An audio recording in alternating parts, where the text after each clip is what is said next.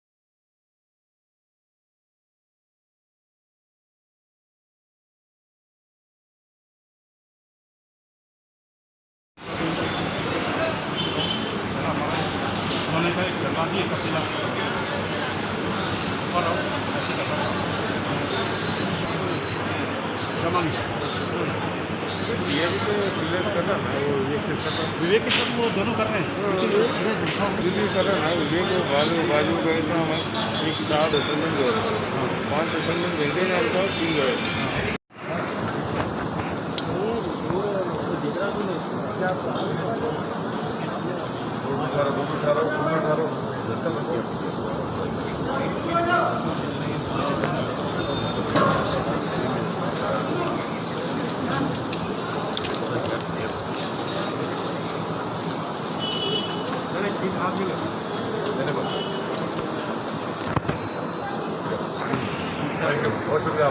है अस्पतालों पर, अस्पताल में बेड नहीं है और अगर बेड मिल भी जाता है तो वेंटिलेटर नहीं मिलता है।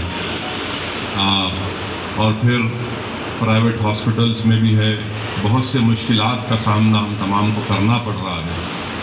बस इंशाअल्लाह हमारी कोशिश यही है कि जो हम अपना इसमें ताउन कर सकते और हम ये कोशिश कर रहे हैं कि उसमें ताउन करें। मैं अपनी जानिब से, अपनी पार्टी की जानिब से उन तमाम अफराद ख़ानदान को जिन्होंने अपने अज़ीज़ व क़ारिब को, अपने दोस्तों को, अपने घर वालों को, अपनी माँ को, अपनी बीवी को, अपने भाई बहन को खोया है, मैं उनको अपनी जानिब से उनको ताज़ियत पेश करता हूँ। मेरे पास अल्फाज नहीं है कि कैसे हम उनको दिलासा दिला सकें। बहरहाल ये एक अजीब व गरीब दौर से हमारा वतन अज़ीज़ गुज़र रहा है और मैं अपनी छोटी सी सियासी ज़िंदगी में मैं इतनी बड़ी तकालीफ़, इतनी बड़ी मायूसी, इतनी बड़ी तादाद में लोगों की मौत मैंने कभी नहीं देखी। और बहैसियत एक सियासत के तालिब इल्म के ना मैंने कहीं पढ़ा कि हमारे मुल्क की तारीख़ में इस तरह का कभी दौर आया हो। और मुझे ये साफ़ तौर पर कहना पड़ेगा कि ये सेकेंड वेव जो कोविड की आई है, इसकी ज़िम्मेदारी भारत के वज़ीर आज़म his highness, his holiness Shri Narendra Modi पर और उनकी सरकार पर आयद होती है। आप समझ रहे होंगे कि ये सियासी बात कह रहे हैं, मैं ये सियासी बात कर भी रहा हूँ और ये सियासी बात है नहीं भी है, इसलिए कि भारत के संविधान में, भारत के आइन में राइट टू लाइफ एक फंडामेंटल राइट है। फंडामेंटल राइट है, इंसान की ज़िंदगी एक फंडामेंटल राइट है और ये हुकूमत उस फंडामेंटल राइट को ना समझी है, ना उसको इम्प्लीमेंट करने का इनके पास कोई नेक नियति है। मैं ये क्यों कह रहा हूँ? भारत के वज़ीर आज़म वर्ल्ड इकनॉमिक फोरम में तकरीर करते हुए ये कह दिए कि हमने कामयाबी हासिल कर ली। उन्होंने कह दिया वर्ल्ड इकोनॉमिक फोरम को कि दूसरे ममालिक हमारा मजाक उड़ा रहे थे, मगर हमने बता दिया कि कैसे भारत ने कोरोना से मुकाबला किया। सोशल डिस्टेंसिंग को जितना हो सके कोशिश करिए, आसान काम नहीं है और कोशिश करिए। वैक्सीनेशन अगर है उन जगह पर तो पहली फुर्सत में जाकर आप वैक्सीनेशन लीजिए। मजाक नहीं है, याद रखिए। अगर कोई लोग ये समझ रहे हैं कि नहीं नहीं ये सब कुछ भी नहीं है, याद रखिए बेड नहीं मिल रहे अस्पतालों में। आप मजलिस के जिम्मेदारों से पूछिए कि रात में सुबह में 2-2 बजे शहरी के वक्त रोते हुए फोन आता है कि हमारे को बेड दिलाओ। माने कहाँ दिलाएंगे बेड? उन लोगों की आहें, उन लोगों का रोना, उन लोगों की तकलीफ। आप बताइए कि ये बहुत जरूरी है। इसलिए आवाम से अपील कर रहा हूं कि खुदा के लिए प्लीज मास्क पहनिए।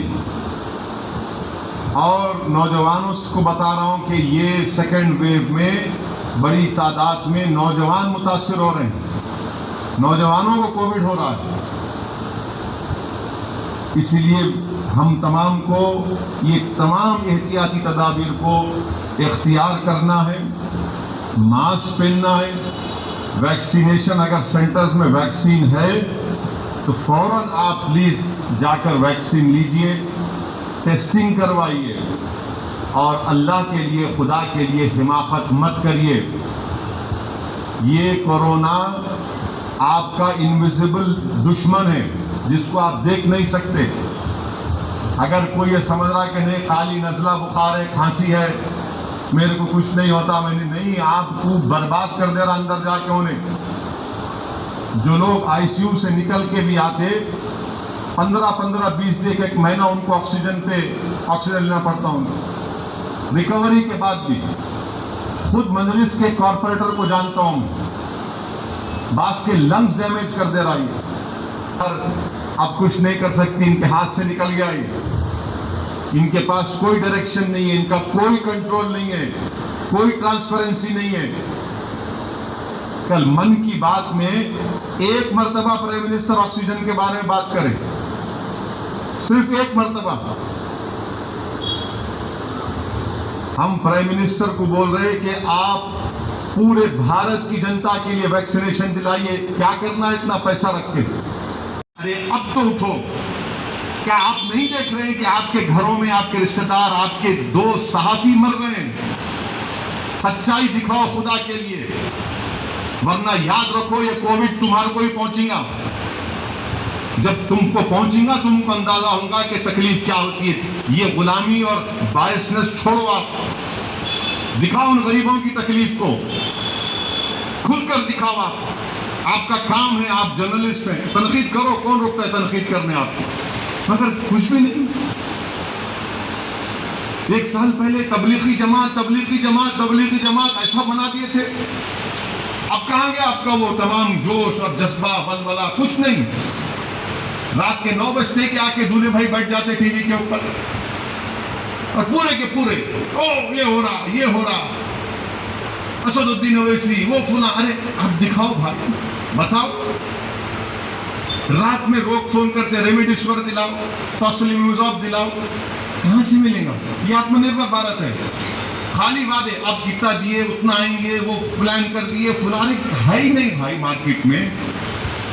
अगर ये सब मिल रहा है तो लोग क्यों फिर रहे फिर? और ये वक्त है कि पूरे स्टेट गवर्नमेंट को हम अपना हेल्थ का बजट, बांग्लादेश छोटा सा मुल्क है, 3% ऑफ जीडीपी हेल्थ पे खर्चा करता बांग्लादेश। हम क्या खर्चा कर रहे बताओ? बनाइए आप। चीफ मिनिस्टर चंद्रशेखर राव का शुक्रगुजार हूं। कालेश्वरम मिशन भगीरथा हो गया, बहुत अच्छा है। अब नेक्स्ट 5-4 साल में आप अस्पताल बनाइए। उस्मानिया हॉस्पिटल की नई बिल्डिंग बनना चाहिए। ये वायरसेस चलते रहेंगे, एक्सपर्ट्स बोल रहे हैं कि फिर वायरस 3rd वेव आएगा। हमारा हाल ये है कि अब उठेंगे फिर खामोश हो जाएंगे, फिर आया तो फिर उठे। रिएक्शनरी काम नहीं चलेगा नरेंद्र मोदी जी, पूरा एक्टिव रहना पड़ेगा आपको। रिएक्शनरी होने से ही ये सब देख रहे आप। तो ये चंद बातें थी।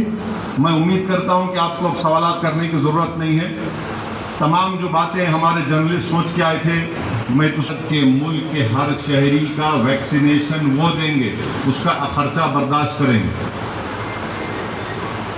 दूसरा ये है कि ये जो GST रेमडेसिविर पर और ये तमाम चीज़ों पर उसको सरकार केयर्स फंड से, जिसका कोई ऑडिट ही नहीं है सिवाय नरेंद्र मोदी साहब, उसका ऑडिट कर सकते हैं।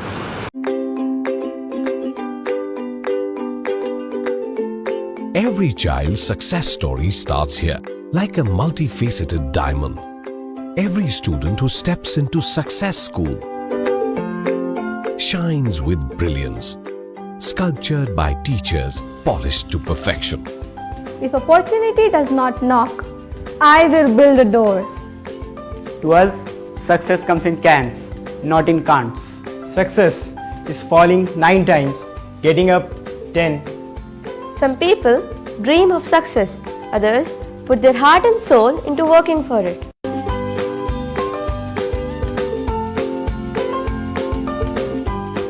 Success, finding oneself.